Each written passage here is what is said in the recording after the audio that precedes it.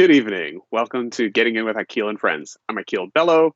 I'm a 30-year veteran of admissions and test prep, working with families and students, helping them understand the college process and get in.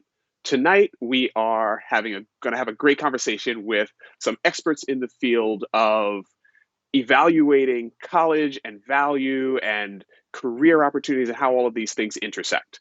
So we're going to jump into the conversation. Our guests will introduce themselves.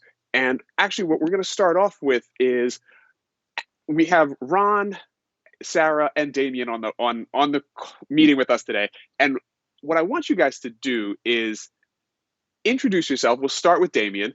And then if you can just jump off by answering the question, and as each of you go, we'll go Damien, Ron, Sara, right? How do you think one should measure the value of one college versus another? Not the cost, right? Not the price tag, but the value. Damien, can you kick us off? I sure can. Hey, Akil. Hey, everybody. Great to be here with all these wonderful human beings. My name is Damien Hooper Campbell. Very happy to be here tonight. I've had a long career in a number of industries, including finance, academia, the nonprofit world, and currently in the tech space.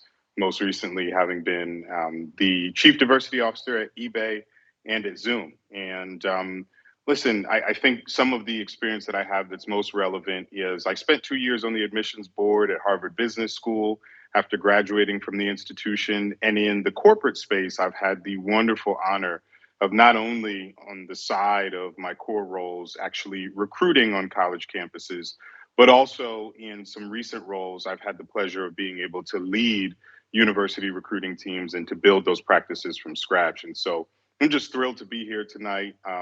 And to share what I can with you. I'll say really quickly, it's all going to be okay. Parents, students, it's all going to be okay. I promise. Okay. But to answer your question, Akil, how should you determine value over one place versus the other? I mean, this is going to be really touchy feely. It's how I tend to lean. I think there are tons of great institutions out there, regardless of whether you've heard of them or not. The differentiating factor, you're going to spend maybe a good deal of money, scholarships, loans, but most certainly time.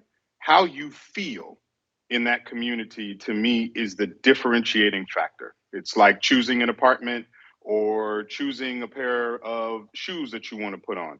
They can look great, they might cost a lot, but if they don't feel good, don't wear those bad boys, no matter what anybody says. You got to put on the pair of shoes that you love, that you're going to feel comfortable walking around in. That's the differentiating factor that I would offer. Ron. I'm just checking my shoes. Thank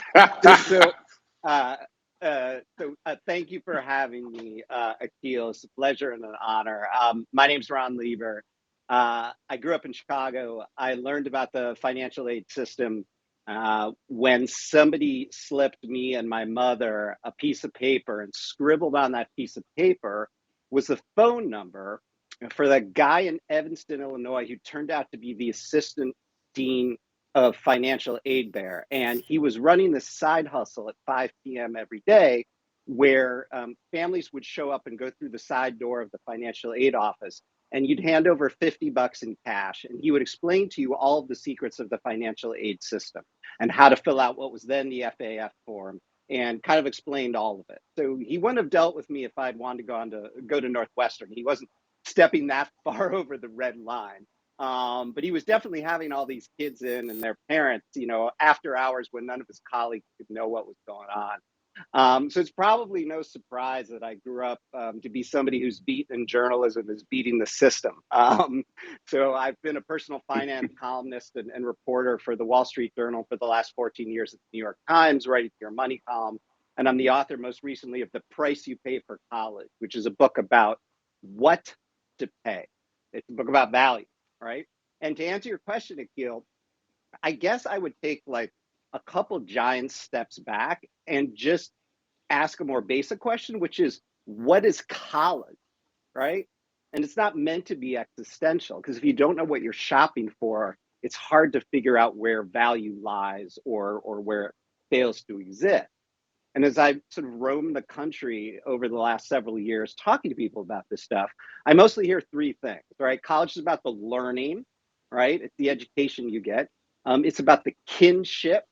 It's about finding your people, the peers who are going to kind of lift you up and carry you through life, or the adult, the sort of grown men and women, people of the non-binary gender spectrum, who will, sort of take you by the collar and drag you into a bigger and better version of yourself, right? So you're going to school to find your people. That's number two. And number three, you're going to school for the credential, right? And maybe that's the credential that, allows you to become a teacher or an accountant or a doctor, or, something that's going to put you, several rungs up on the social class ladder and a more stable life from what your parents were able to provide or what your grandparents had, or maybe you're looking for something like gold plated that's gonna open doors to rooms, to industries, to companies that you could never have had access to without that degree because you have no privilege or your parents don't have the connection,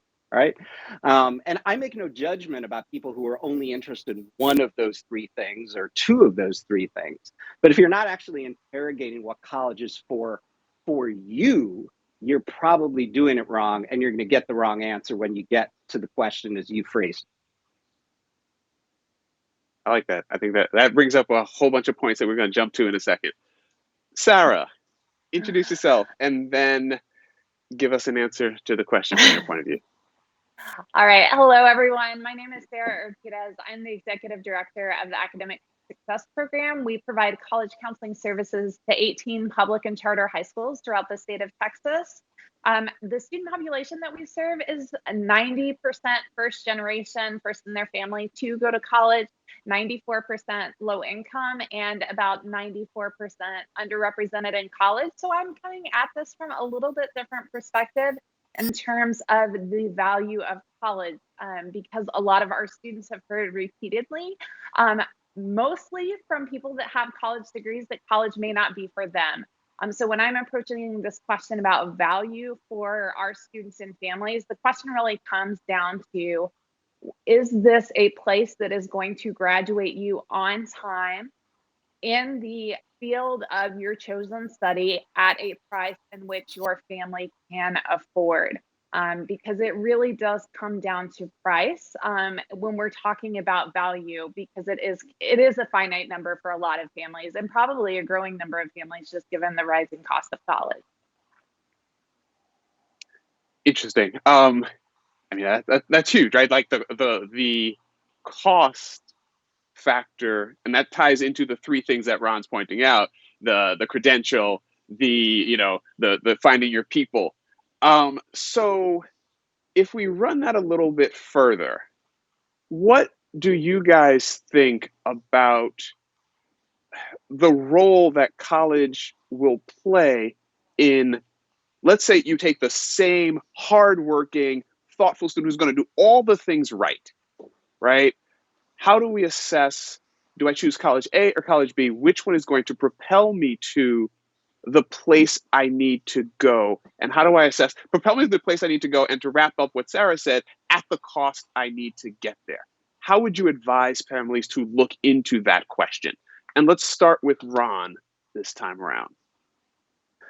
Sure. Well, I think it's interesting and right, noteworthy that you're speaking about this in terms of colleges and not in terms of majors. I know Sara knows, and some of you who are listening may know, that Texas has some of the best data out there on what happens to people at UT schools and other public institutions vis-a-vis what they major in and what their salaries are. And what you find is that, salaries don't vary a ton across schools, but they vary a lot across majors within schools. So if you compare like major to like major at UT Austin, UT Arlington, you may not see much difference in a lot of majors. So it's interesting to sort of frame this in terms of college choice.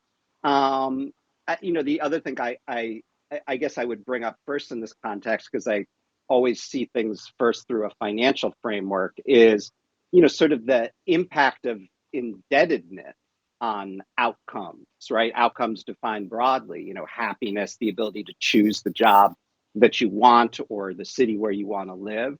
And that's not just for the students, it's for the parents who may be going tens of thousands of dollars into Hbcus. And then the impact on the younger siblings for whom there may not be much, sort of money or capacity to borrow left over, right? So it kind of starts there. But, the other thing that I see this sort of question through is it's sort of about like, what price snobbery, right? What price elitism? Because there are certain industries or certain companies where it will absolutely make a difference where you went, because the gatekeepers, in many instances, are snobs and elitists, right? And you can figure this out by just like going to look at the McKinsey and Company recruiting page, right? They've got like 7 different people listed who want to talk to you if you go to Harvard, right? But if you go to UCLA, right, there's just like a general email address, and God help you if you go to the branch of a state school, right? So if your kid is like dead set on being a management consultant of the highest order, if they somehow figured that out at the age of 16, and you want to help them get there, maybe it's worth an extra $100,000 to give them a better shot at, pleasing the snobs and the elitists at these companies. It's a choice you're going to have to think hard about if you can afford it. I get so that's that. So I'm gonna drag Damien into that, right? So I think there's 2 different things we want to unpack there, and Damien, you can touch on any part of that you want to, because that was about recruiting and the elitism that sometimes comes out of different recruiting spaces. I guess I want to frame that question slightly differently. If I'm looking at colleges and I'm hearing that I'm looking at colleges or majors, and I'm hearing that businesses recruit from from certain schools and not from others. How do I unpack that? How should I process that? Is that your experience? What would you have to say in response to those comments around how companies might recruit? And I also think we should point out that, like, I don't like McKinsey as an example of anything, right? So I think that, like, when you, and I mean that in the nicest way possible. I just think that when you pick Sure you do. when you pick sort of the most privileged example of an industry, that's hard to use to set the example, right? And so that's why I don't like kind of McKinsey, because that's like the known consulting company that everybody and their mama is looking at. That's the pinnacle of consulting. Well, that's probably not the example for most people, right? Damien, if you could come into this and tell us a little bit more about your thoughts on recruiting and how that should affect college choice. Yeah, or this major is choice. It's a really personal one, and I'm going to go all the way to the opposite end here. Parents, I can dig it. I got a 9-month-old, so it's my first child. So in, let's say, 13 years, I might really start paying attention to this. But if I dial back and think about me starting as a political science major at Morehouse, then switching to economics and Spanish, and then going into investment banking, and now I'm in diversity and impact and social impact. Here's the thing. This is easier said than done, but please don't pressure your kids to think about a major right now. First of all, they're kids. They're going to school.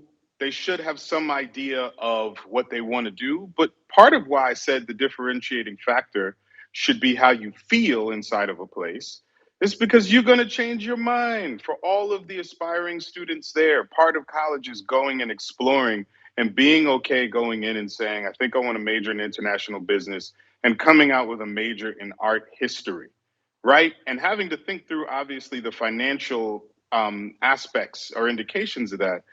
But if you're not in a place where you're going to have the opportunity to explore, it's just not fun. And here's the other thing I'll tell you. And let me go back to McKinsey. I didn't know we were naming names here. This feels like, a Tupac track with the Outlaws that I grew up on. But I just did a session with McKinsey, and the people who invited me to do that did not go to necessarily what we would call the elite schools. And so what I would argue is, yeah, sure, in every company, you're going to find some people who are snobs. Increasingly, as this conversation around diversity, equity, and inclusion, and as people begin to understand that we are in a global economy and in a world where we have people from all different backgrounds, what you're finding is these same teams are being intentional about going to other places that they have not traditionally gone to try to get a broader set of talent. So I don't want to advise any of you parents to cater to the snobbery that may exist in any organization. I want to advise you to think about your child's happiness. And happiness, in my opinion, is what is ultimately, although it may be a longer road, is going to lead to their success. Which, if financial wherewithal is a thing for you, take it from somebody who came out. And while I went to go do investment banking, I went to go do investment banking because of that reason. Now, I'll never, ever regret doing it. But what I did after that was I took a crazy salary cut to go work in the community because that's what actually made me happy. And that's what helped to set me on the path to do what I'm doing now, which is help to bring economic empowerment to my family and to I. So, parents, I don't want any of you choosing a school because you're looking out and saying, oh, I think my child's going to continue to major in finance, and then they want to go into investment banking or consulting. And I'm looking at these companies, and these are the schools they recruit from. Horrible strategy, in my opinion. It could be a realistic one. It could work. I just don't think that in the long term of your child's happiness, in their mental health, in their sense of self-awareness, and their ability to grow and develop as a human being, I don't know that that's necessarily the right path. And then what happens if they change their mind? As many of us who were fortunate enough to go through undergraduate experience have changed our minds. So, Akil, my answer to that is I think you see a broad gamut of approaches to this from a corporate standpoint, where there are teams that are specifically set up to make sure that corporations are not just going to the same schools that you always hear about. And by the way, let's think about this from a simple competitive advantage standpoint, right? Students, parents, let's put our entrepreneur cap on. Well, we know that there are really bright and talented people everywhere, and that some get the opportunity to go to the top schools you all hear about for a lot of reasons, and some don't. But it doesn't make them any less talented or bright or have the potential to perform. And so many companies realize this and they're saying, yeah, we're going to continue to recruit at these schools. But as an entrepreneur and as a leader, a competitive advantage would say, well, if every daggone company is recruiting at the same schools for the same small pool of talent, that's probably not the best strategy. And so intentionally, companies are going elsewhere. So I agree with Ron that is a strategy, and that's okay. I also don't judge. I would just say, if you're asking me, there's a broad variety of approaches that corporations take. They want to see students from a broad variety of backgrounds, and parents, don't do that to your kids. Let them live. Actually, I have a quick question I'm going to throw in for each of you. We'll start with Sara. Well, I'll start with myself. I have a bachelor's of architecture. I am doing nothing close to the field I studied. I have a bachelor's of architecture from Pratt Institute, and I transferred twice. So, Damien, you had me thinking about that, like your school journey and your career journey. I was like, yeah, mine's is all over the place as well. Sara, what about you? Degree, and are you practicing what you studied? I have a bachelor's of science in petroleum engineering. Not anywhere near. Ron? I have a bachelor's in American Studies, which is an interdisciplinary major that only exists at, 10 or 20 undergraduate institutions. I consider personal finance to be an interdisciplinary beat. I got a C+ in economics in college. It's the hardest I've ever worked at anything, and done so poorly. And my ability to analyze things from a bunch of different, sort of disciplinary angles has helped make me pretty good at writing about money for people who maybe don't know a lot about money. So, I think there's a through line there.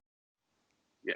So I think one of the through lines is that, where none of us are actually doing what we technically studied, right? And I think that's an interesting perspective. And I actually think that more people should ask that question of adults they're talking to. I just Googled it real quick, and I don't know how accurate. It was a 5-second Google, y'all, so don't take this as the gospel. I Googled what percent of people are working in the field they study, and 27% came up.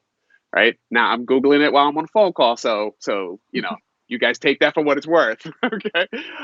So continuing that conversation of thinking through, college choice and those sort of things, thinking through the role that this will play in future decisions, in career outcomes. and those sort of things. Ron, you brought up the the three different metrics, and Sara, you tied in finances to that. What strategies, what advice do any of you have? And I'm going to start with you, Sara. What's your thought on how do you best prepare? How do you manage the cost of college? What can families be doing right now to help plan this through going forward and manage the cost of college? And I think we want to think about this. One thing that's kind of interesting is, Sara, you specifically said you work with a lot of first-gen low-income students. So we have a sort of a range of perspectives. So if you want to narrow this to any particular group, feel free, because I think that's one of the problems with these college conversations. They never, they pretend that everybody is the same, right? So if you guys want to say, hey, I think these people need to think about that, and other folks think, go for it. So Sara, we'll start with you. What do you think about managing the increasing cost of colleges for a family? What can we do now, as high school students, to help that move forward? Right. So I think that, if you are just starting your high school journey, the best way that you can manage the cost of college is to understand what colleges value in terms of their applicants, in terms of who they're awarding scholarships to. So that comes down to the courses that you choose to take, taking the SAT or ACT. I know that we're hearing a lot of conversation about test optional admissions and test optional policies. I live in a state where they have been largely used to determine merit scholarships. That has not really gone away. And I think that we do students and families a disservice when we say, hey, test optional policies are here, because we're not talking about the reality of, even if you live in a state like I do, Texas, where we have the top 10% rule, that doesn't guarantee you any funding. It's a seat in the classroom. It has nothing to do with scholarships and financial aid. And so the more that you know how the college process works, the more you know what the colleges that you're looking at value, the better prepared you're going to be for that conversation. You should also extend that conversation to asking about merit scholarships and need-based financial aid. I like to say this, and I know it's controversial, we live in a two-tiered system. There are colleges that make it possible for everyone who is talented to be able to go to college, and there are colleges for rich people. And we have to be that honest and that transparent about it, because if you give one student in the entire world a full scholarship, that is not a college finance solution. And I think that the way that we talk about scholarships, the way we talk about full rides, is ultimately what keeps families of being able to attain college, because they don't know what questions they should be asking as it relates to both admissions and financial aid. And we're not being honest about, some places really don't care if the average kid gets to go to college. They are there more for the revenue-based students and clients. And that's okay. There's a place for everyone. Ron, before you jump into that answer, I also want you, there were two things that struck me from your book. One was thinking about what defines college. And two was the total number. I hadn't heard it very often. Just wrap those things out there for me in your response to what should we be thinking about when we're thinking about managing costs. Wait, Akil, what was that second one? I didn't quite catch it. The total number you like to throw out there for the cost of college. So, look, I mean, I should preface this by saying that at the day job, I sort of work in service to the 2% to the 10% a lot of the time, because we are a subscriber driven institution, right? The New York Times, that's kind of who subscribes, at least among, the parents of college going kids age. And so, a certain amount of what I have to do is for those folks. Now, I also do a lot of stuff for people who have no money at all, or much less than the average New York Times subscriber. But the bread and butter is sort of keeping those subscribers, coming back for more. And among those folks, they're in a situation where the schools believe that they have the ability to pay full price, whether it's $25,000 a year or, up to nearly $35,000 a year now at their flagship state university, all in. Or, what's now over $85,000 a year at the University of Southern California, again, without any discounts, right? And what they're saying to me is like, think we can pay this much, but there's no way we can. And are there any circumstances under which we should borrow six figures to do this? And so those are the kinds of questions that I'm getting most often. What I really like about what Sara had to say is that, it emphasizes the importance of kind of telling people the truth and treating 14-year-olds like adults, because this is an adult decision, right? And if you don't know the factors that are in play before you even start high school, then there's a good chance, you may not do the things or all the things that you need to do to put yourself in a spot where you can, get that merit aid that happens to be based on these bubble tests, right? And you may think that you're protecting your 14-year-old, from too much pressure or stuff that they can't understand by like keeping that from them until they're 16 or 17. But when they get there and they realize that like that's information that would have been useful for them when they were in ninth and 10th grade, and you kept it from them, they're going to be really mad, right? And so that's why I think we have to have those conversations sooner, right? Whether kids have, less money than average or more money than average, right? Parents have to be real with their kids about, kind of where they stand and, what their intentions are, I guess. So, Damien, I'm gonna frame this to you slightly differently, Okay. because I think you have a different lens on this. So, look, what do you foresee as in terms of looking at from a university recruiting standpoint, and through your experience of going to school, let's go simple here. What advice would you give parents of budding high schoolers, maybe in high school, ninth grade, 10th grade, 11th grade, to think about when they're going on this journey to college, through college, to a career, right? In terms of mitigating the cost and getting to the position that they want. Right? Does that make sense? It does make sense. I just don't know that I have a really good answer for it. Okay. I agree with what Ron and Sara said in terms of having these honest conversations and at least making sure that the base level stuff around, admissions and what colleges value is there. But Akil, I don't really have a good answer for that. I mean, I think that yeah. I mean, people should be thinking about this holistically, like from a financial standpoint.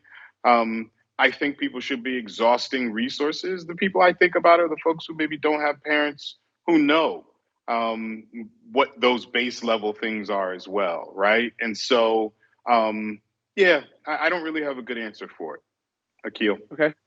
So let's take a couple of audience questions, and I'm with you. I think that's one of the interesting things about these conversations is that personal circumstances vary a ton. So it's hard to give clear, definitive answers, right? What we're Yeah. hoping to do is really give perspective that should inform these conversations. Yeah. So I'm going to jump into an audience question. Claudia asks, Sorry. Let me say this just to the students who are out there who may not have parents who are there, who it's a grandparent, it's an auntie, or it's an uncle, or maybe it's just you by yourself, or maybe there are aunties or uncles or parents who are on here who are single parents, like my mother, who were first generation. Let me say this, just tying it back to the corporate piece that you asked, Akil.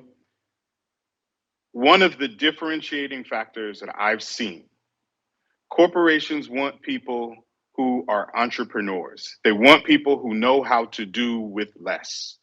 Don't ever be ashamed of the journey that you've taken to get somewhere, even if it wasn't one of those schools that a lot of corporations may think are the top schools. Just know that differentiating factor of you having to go that road less traveled and maybe having to take out those loans or having to work a part-time job in addition to going to school, that's all stuff that actually is going to help you in your career to differentiate you from folks who maybe have never seen hard times.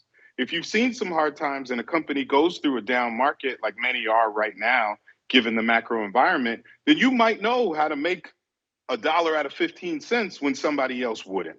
And so I just want to be clear that that is actually value add from a corporate standpoint. If you can bring that through, that you understand and have had to hustle, had to work harder, maybe had to go a different path to get to the same place. Sorry, Akil, I didn't mean to interrupt you, but I thought about it after you closed that question. I want to make sure that folks who hear that, that's all.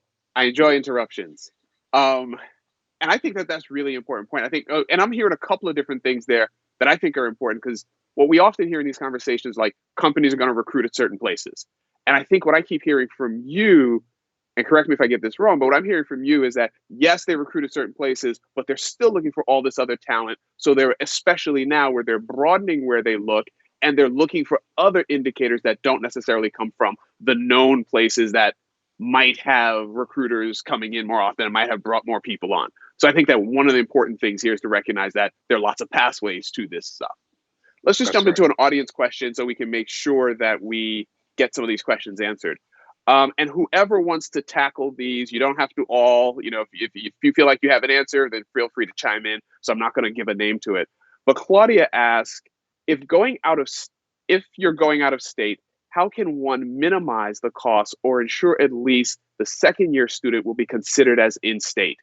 Anybody want to tackle that? Sara, I'll take that. All right, first of all, do not operate under the assumption that a college is going to grant you in-state tuition for the second year. Colleges have figured this out. Some states will allow you to establish residency. Most will not. If you are thinking about going out of state, you should be prepared to pay those out of state fees.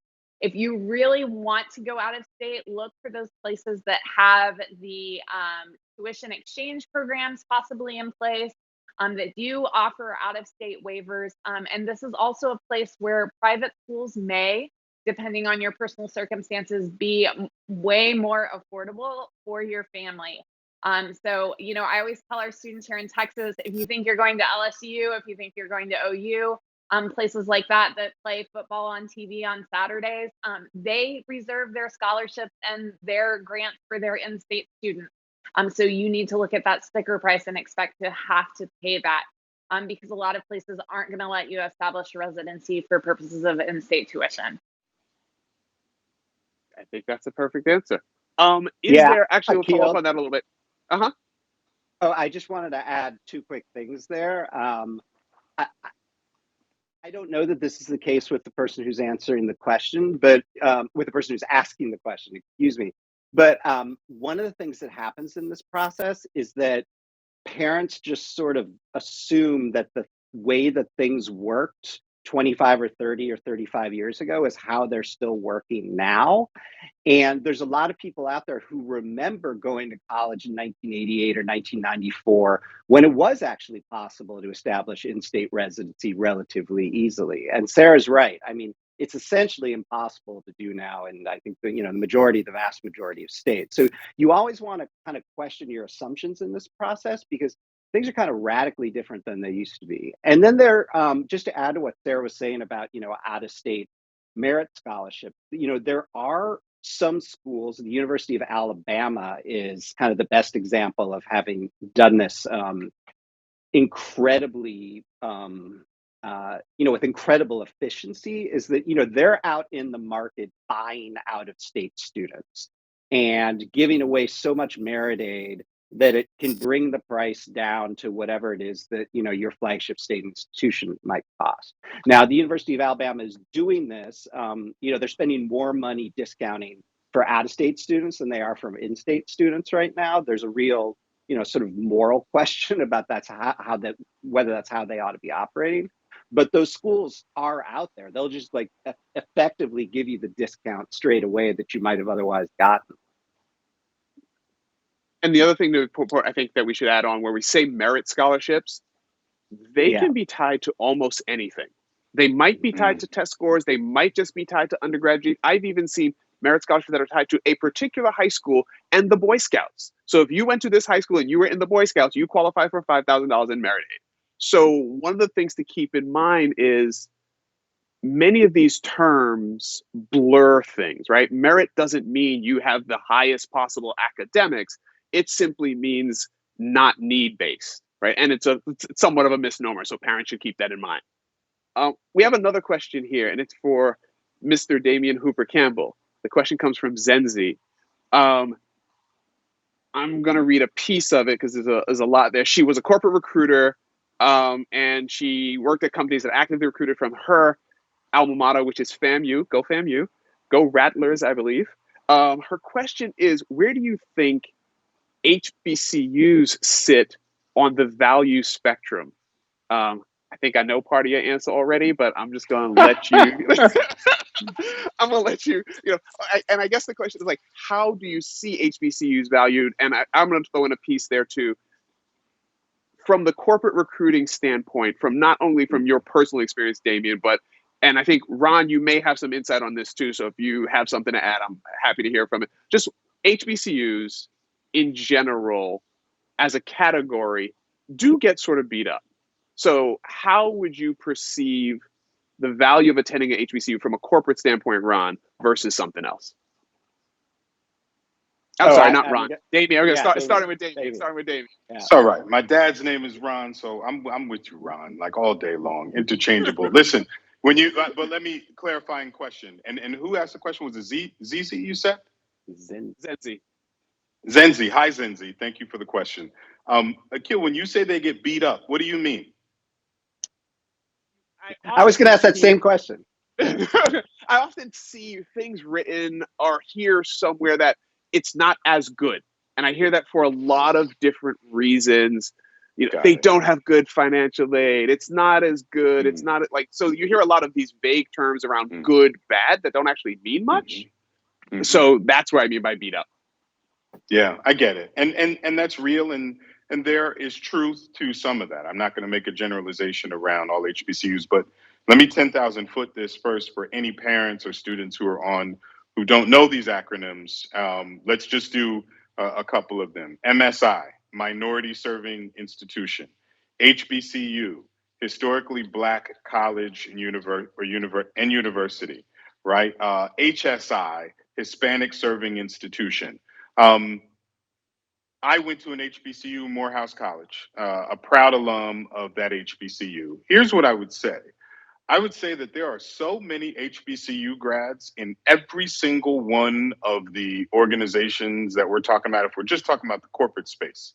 But even if you move into entrepreneurship and startups, there's such strong representation from people who have graduated from minority serving institutions that, in my opinion, gone are the days where you have people inside of companies, at least on the recruiting or talent acquisition side, and in many cases, people who are hiring managers who have never heard of a Morehouse or never heard of a FAMU and some of these other organizations.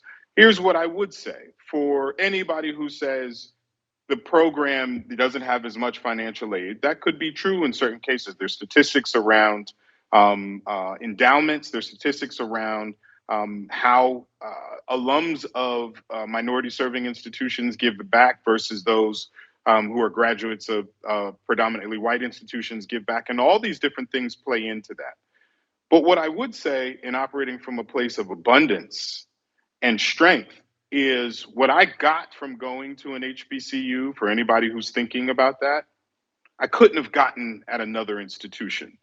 Because, Ron, let's go back to what you were saying about being realistic about what corporations are looking for, right? I feel you 1,000%. And if I'm taking a little bit of what Ron says, let's be realistic about what it might mean to be an underrepresented minority graduating from any institution and going into a corporate space where you might still be even more of an underrepresented minority. What an HBCU did for me was it taught me not just how to be a stellar leader, and it not just taught me work ethic, and it didn't just teach me the importance of community, but it did that within the context of what I might be going through as an underrepresented minority who was being pushed out into the world, where then I went into investment banking and I was the only Black person in my entire department.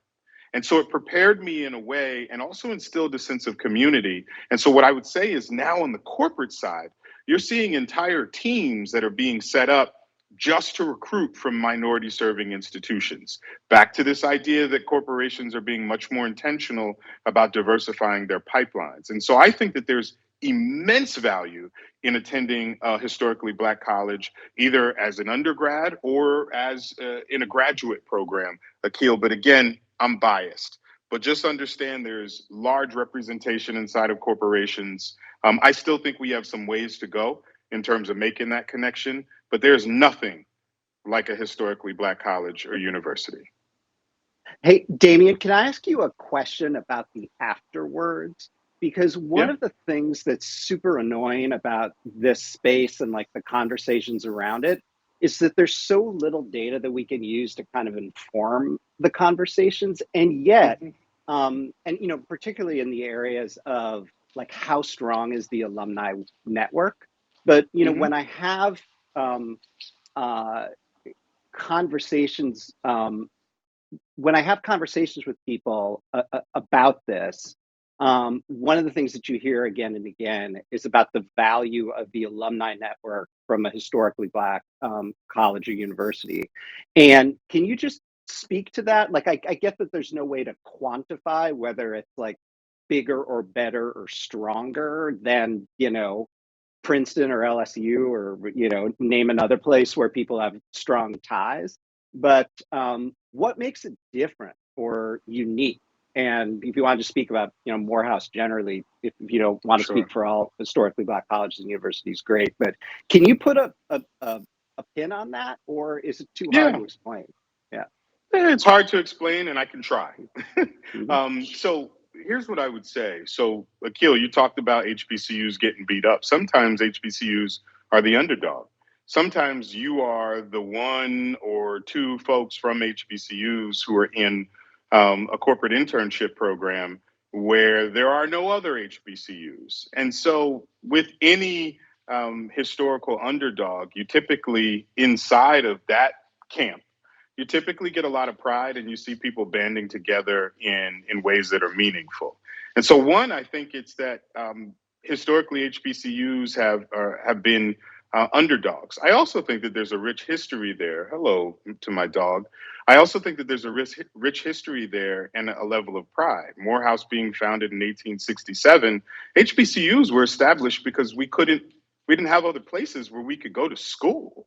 We didn't have other places where we could get education. We couldn't go to schools that were predominantly white institutions. And so from very early, the curricula that you learn is not just the straightforward curricula that has to do with straightforward economics, but you're learning about it in the context of what that means to the Black community.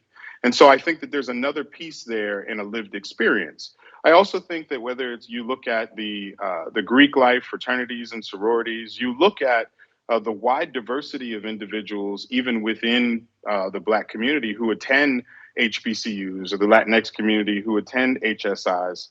In many cases, you're seeing wide socioeconomic diversity. And then the last thing I would just say is that there's a pride that's there. There's a pride that when you are in some of these other spaces and you see other people who have gone to HBCUs, you know that there's an experience that they went through that was a rich legacy and a very unique experience. And so like any other group, there's an affiliation that's there as well. So Ron, I can probably do a better job over coffee, but that's my attempt right now. I'm going to jump in there. I'm like, let me just point out, like, so I know Damien because of a network we share, right? And we didn't go to college together. We just happened, we happened to share a network. I could name other successful HBCU grads. I actually put together a college presentation around HBCUs with all people I knew in successful positions who all went to HBCUs. So I think one of the things that's overlooked is how wide the network is. Almost all bachelor's, well, a huge portion of bachelor's degree come from this 2% of schools. So there's huge value there. Let's pivot 1 second and take another question in a slightly different direction and bring Sara back into the conversation. Sara, can you give something? And I would love this to be. Let's see if we can wrap this up because we're getting close to the end. I'm going to see if we can do a few of these questions rapid fire, and think about resources we can point people to. Different things I'm thinking about. Damien, if you know, how do I find out where a company recruits? I have no clue. I actually meant to look that up. Like, how do I find out what company? Like, I want to work for Google. How do I know where they recruit? Like, so that's what I'm thinking. Like, different advice that you can give that's very actionable for parents. Sara, the question for you from Jennifer. I'm going to direct this to you, but it's from Jennifer. How do you know which colleges are committed to ensuring that students can afford the college, and how would you look for it? Yeah, I love collegedata.com.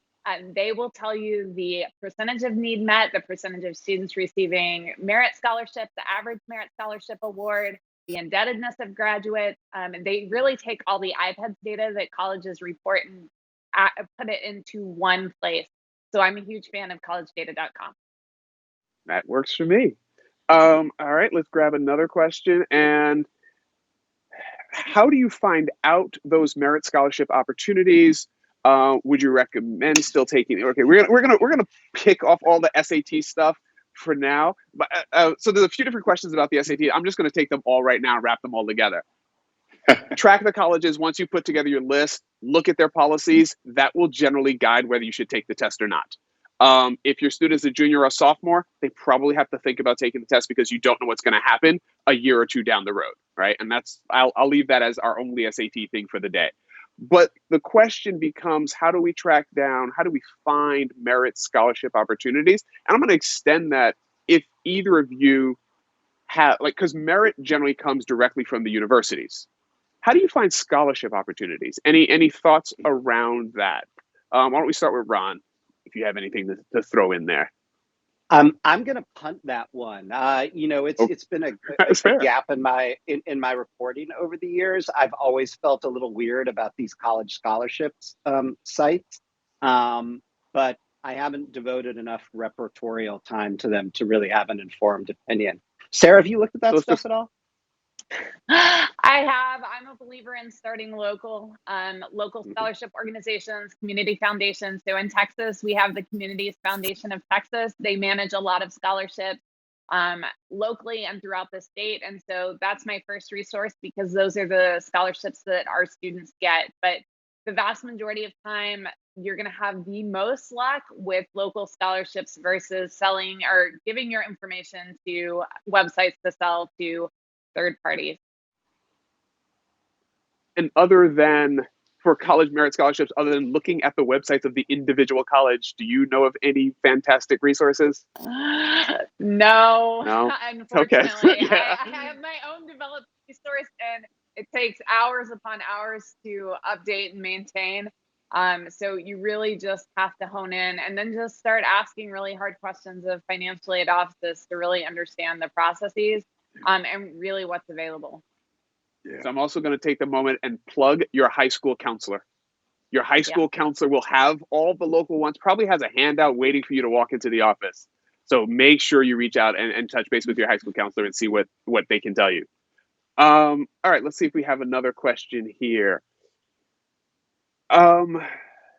Okay. So we'll see if some of the economist backgrounded people on the panel can tackle this one. Erica asked, I hear about a student loans that started out at $15,000 and ended up after years of interest being much higher. Do students' loans compound interest? Is it like a credit card? So we can broaden that a little bit and say, like, what comments do you have? What thoughts or knowledge do we have about student loans and managing that? And the reporting that I often see is $100,000 of student loan debt, which to me is overwrought and misconstrued. Right. So can you tackle Sara's question? I guess we'll start with Ron.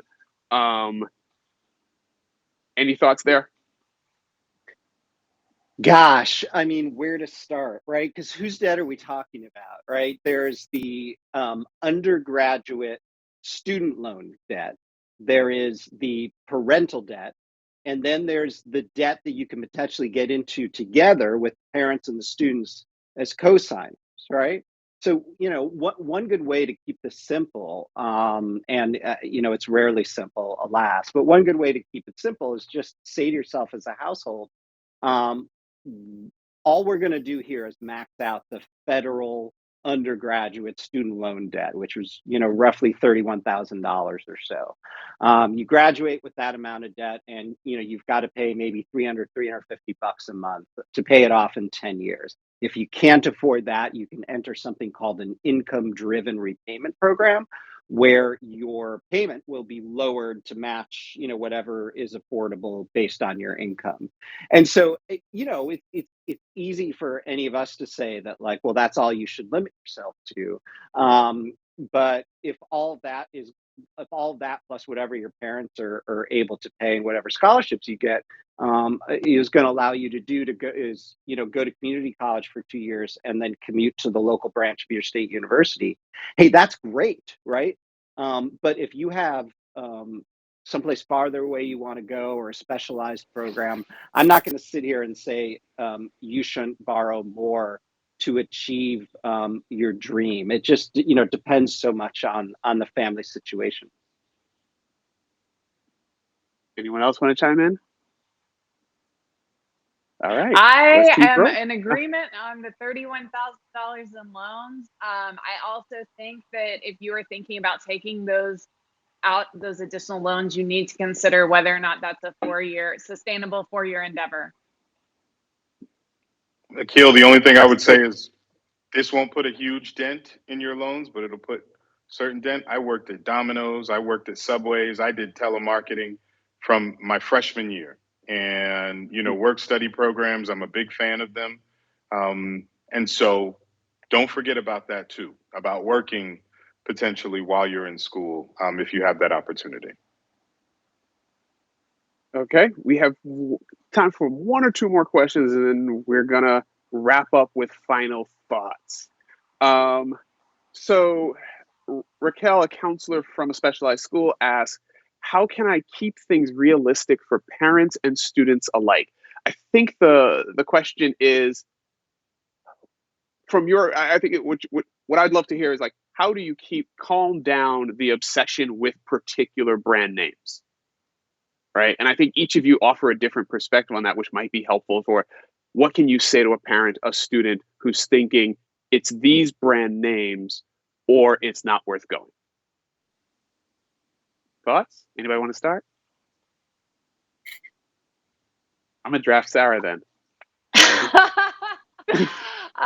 Unless your student can write me a 5-page paper on why that particular school and its academic programs are the dream school and the only place where they could ever possibly be successful and do exactly what they want to do, it's not a dream school. There's more than one place where students can be successful.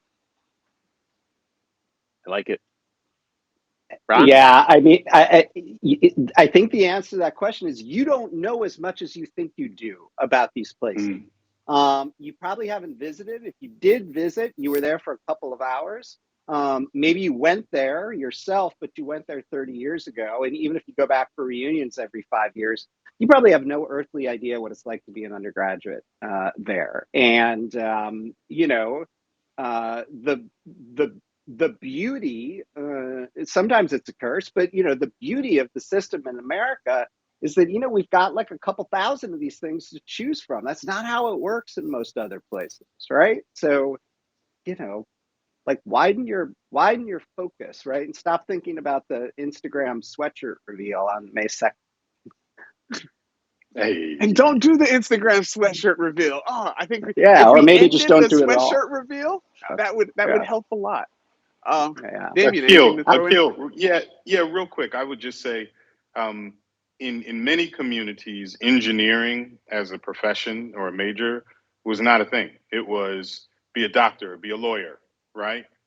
And I remember being with a corporation and we went and spent time with parents to show them tangible examples of people who were engineers who had been successful, and to show them products that were made with engineering that these parents used. And it connected, and the parents said, oh, I didn't realize that's what engineering could do. My point is, show parents examples of folks, because parents want their kids to be successful, right? We talked a lot about financial success. Show them examples of the many leaders and quote unquote successful people from a financial standpoint who have not attended some of the schools that you always hear about, but who in fact have taken a different road. Show examples, like Morehouse College. make it granular. Like Morehouse College, but even Morehouse, right? Even Morehouse is, is seen, because I think it is, as a top tier institution. But go show them examples of folks who have gone to community colleges, for example, and have become leaders of this country. Show them examples of people who have just had a different road. So the answer is show them real, tangible examples of alternatives that help to make that connection for them. I like that. I think that's something that I've tried to do, is like, that's one of the reasons I thought about you, because I just knew that the position versus the school is not what many people think of. So we have about a minute left. And in the time that we have left, what I would love each of you to do is, what advice do you have for parents and students, particularly thinking about the cost and value of college? And I'm going to leave it there, kind of broad. What advice, and let's see if we can make this advice fairly practical. Look for this, think about that, research this as you're considering college as a segue to career. What should they be thinking about? Anyone want to go first? I can go first, Akil. All right. Alrighty, so first and foremost, students and families, recognize the agency that you have in the process of determining what's valuable to you, what's valuable in terms of a college. And when I say that, I'm saying ask the questions that you need to ask about the outcomes. Colleges know the information that they're proud of, that they want you to know. If they can't answer a question about job placement, about medical school placement, about law school, graduate programs, then it's probably not a stat that they're proud of. And you should think about that in terms of your college evaluation point, because they do know the answers to the questions that they want you to know. The second thing about that is to recognize that there are multiple ways to get the degree that you want. And I really love what Damien said, particularly about HBCUs for graduate school experiences. It can be very, very, very expensive for an undergraduate program at an HBCU. I am a huge fan of Prairie View here in Texas, because they have done an amazing job on their financial aid. And I will tell you that our students that go to PV are getting the same opportunities that our students who go to Hopkins. Shout out to Talon, who's going to Oxford on a full scholarship next year. Those things, there are multiple ways to get to where you want to go, and recognize that graduate school is still an option and may be a more affordable option in the long run. So again, ask the hard questions, ask the things that you need to know. Who recruits on campus? What's your job placement?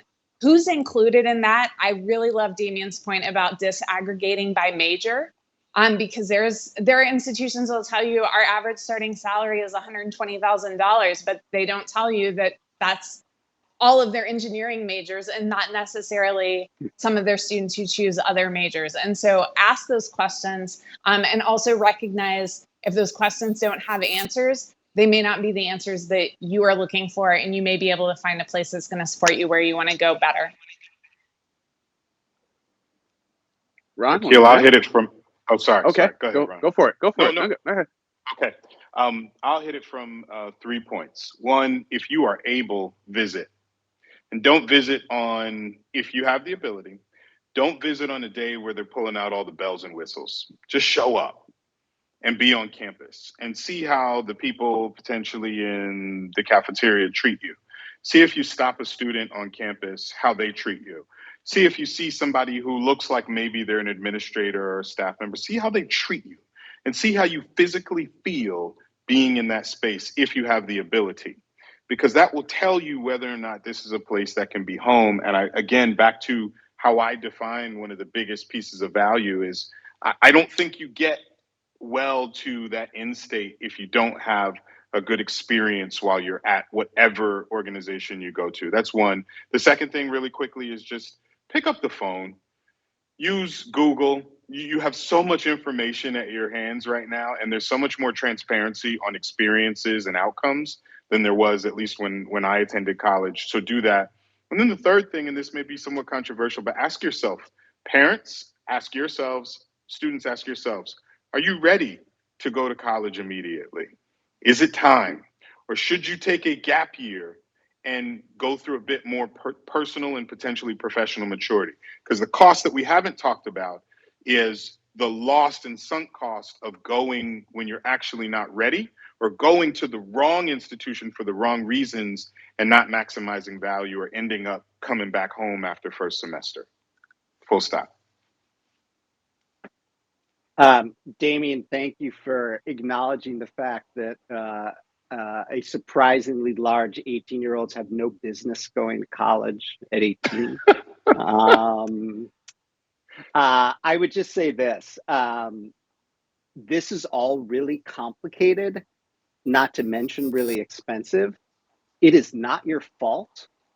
It is okay to profess your ignorance.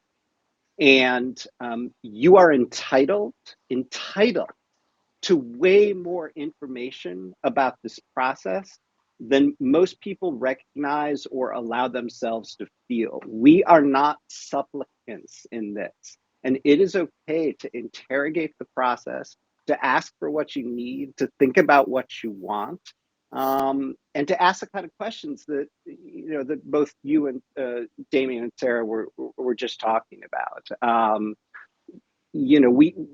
I wish we could treat this more like the consumer experience that it actually is in many ways. Well, thank you all very much. I'm going to throw in a few quick thoughts. First thing, College Scorecard is a government website that has actually a lot of financial information, and I think everyone should take advantage of that. Second is, don't confuse school I want to go to and school I think I will be admitted to, right? I think separate those two things in the search conversation. And also school I can afford. Those are all different conversations. I think far too many times people aren't putting those things in the right order. Find out what schools you're interested in, what has the opportunities you think you want, what has the experience you think you want, then apply. You may or may not get in, but if you don't apply, you're certainly not going. So find what you're interested in, then worry about whether you'll be admitted. Don't let whether you think you'll be admitted drive whether you apply or not. And then once you get admitted, you find out your financial aid. That might change the conversation again.